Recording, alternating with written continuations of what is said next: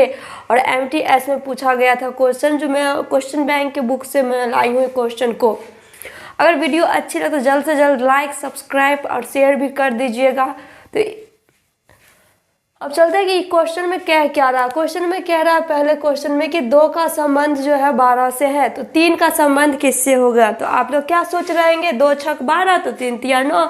ये इतना आसान क्वेश्चन तो पूछ सकता नहीं है, और खासकर नौकरी के एग्जाम में तो इतना आसान क्वेश्चन पूछ ही नहीं सकता। तो यहाँ पे क्या किया गया है मैं आपको बता देती हूँ। एक बार 2 का आप स्क्वायर क्यों कर दो। 2 का क्यों क्या होता है, 2 का क्यों क्या, एक बार 2 का जो है ना क्यों कर दो और प्लस 2 का स्क्वायर कर दो। ठीक है, 2 का क्यों क्या होता है 8 होता है, 2 का स्क्वायर 4 होता है।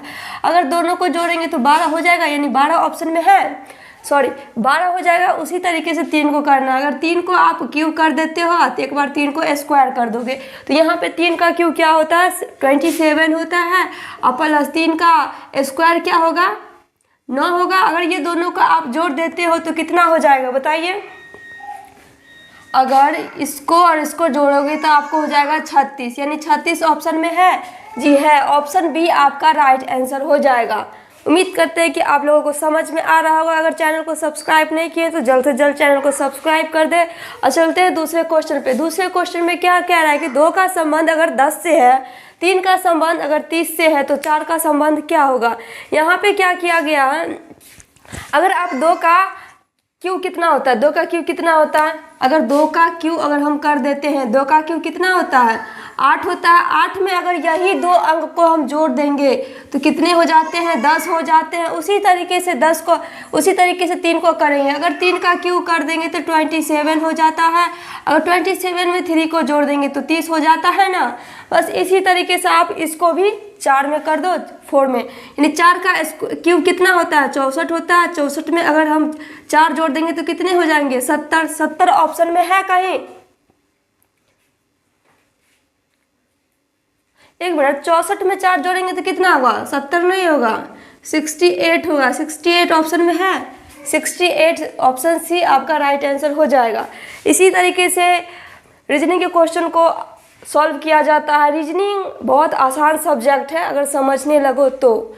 अब चलते हैं तीसरे नंबर क्वेश्चन पे। तीसरे नंबर क्वेश्चन में क्या कह रहा है कि 1 का संबंध अगर 10 से है तो 3 का संबंध 18 से है, तो 9 का संबंध क्या होगा। अगर मान लो 1 को अगर हम 4 से गुना कर देते हैं तो कितने हो जाएंगे 4 ही होंगे। अगर 4 में हम 6 जोड़ देते हैं तो कितने हो जाते हैं 10 हो जाते हैं। यही रूल आप दूसरे में भी लगा के देखो, अगर हो गया तो ठीक है, नहीं तो दूसरा रूल लगेगा।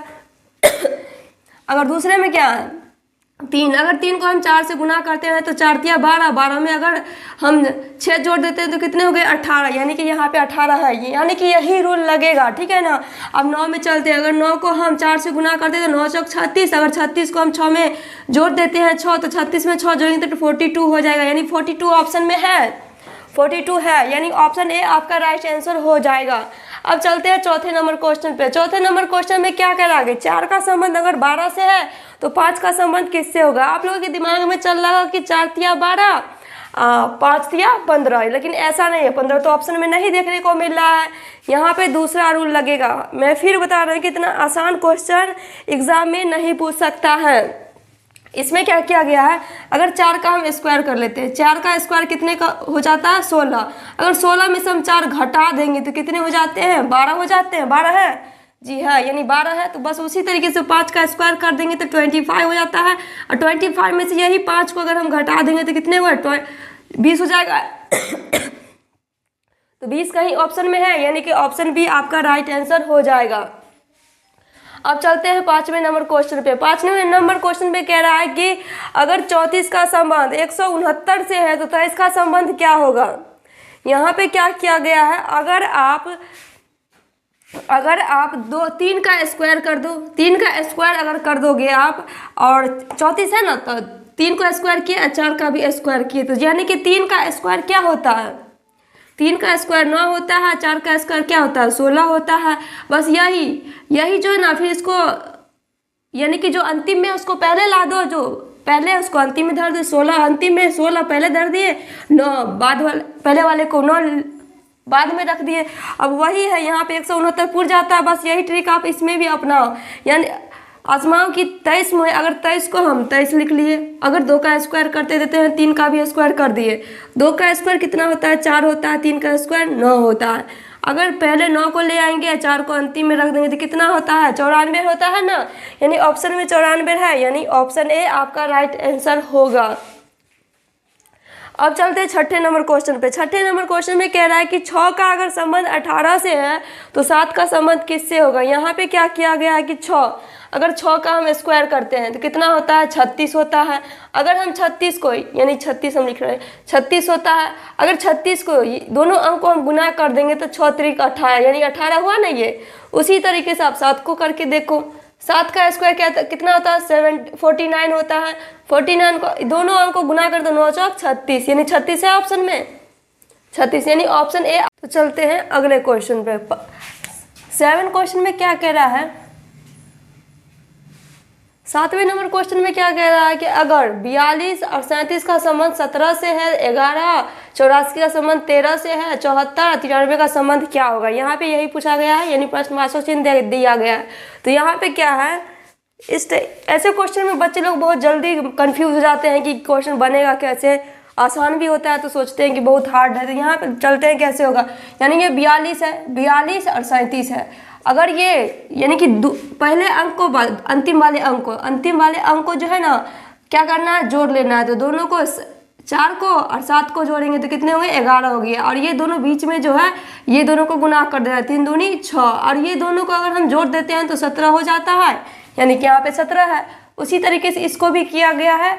और देख ही लेते हैं, अगर हम 11 और 84 को कर लेते हैं, अगर ये दोनों वाले बीच वाले को कितने गुना कर देंगे 8 का 8, दोनों को जोड़ेंगे तो 5 हो जाता है। अगर दोनों को हम जोड़ते हैं तो 13 हो जाता है, यानी यहाँ पर भी 13 है।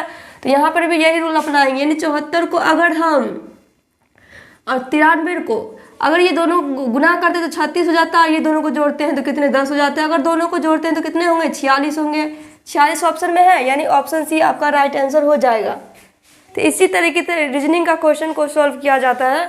और चलते हैं 8वें नंबर क्वेश्चन पे। 8वें नंबर क्वेश्चन में क्या कह रहा है कि 18 का संबंध 9 से है तो 12 का संबंध क्या होगा। तो पहले तो आप 18 का स्क्वायर कर लो। 18 का स्क्वायर क्या होता है 324 होता है ना।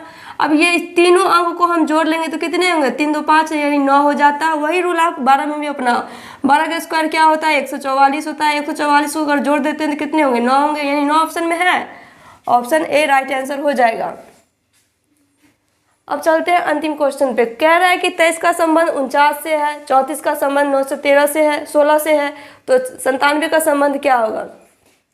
यहाँ पे क्या किया गया है, ये 23 जो है 23 को लिख लिए। अब ये 2 और 3 लिख लिए, तो इसको 2 पहले 3, 2 का स्क्वायर कितना होता है 4 होता है। 3 का स्क्वायर कितना होता है 3 का स्क्वायर कितना होता है 9 होता है। अगर ये दोनों को ये पहले 4 है ना तो 4 लिख लो, ये 9 है तो 9 यानी 49 हो जाता है ना, यहाँ पे 49 है। उसी तरीके से इसको भी किया गया है। अगर 3 और 4, 3 का स्क्वायर कितना होता है 9 होता है, 4 का स्क्वायर कितना होता है 16 होता है। तो 9 पहले कर देंगे, 16 को पहले, यानी कि 916 हो जाएगा। यहाँ पे 916 है। बस यही रूल आपको अपनाना है, यानी कि 97 9 का स्क्वायर 81 और 7 का स्क्वायर कितना होता है बताइए 49 होता है। अगर ये दोनों को जोड़ देंगे यानी 81 पहले आ जाएगा, 49 बाद में आएगा, यानी कि 81 49 है ऑप्शन में, यानी ऑप्शन बी आपका राइट आंसर हो जाएगा। अगर मेरी वीडियो अच्छी लगे तो जल्द से जल्द सब्सक्राइब और लाइक कर दीजिए। और अगले वीडियो में हम कुछ फिर अच्छे रीजनिंग के साथ अच्छे रीजनिंग के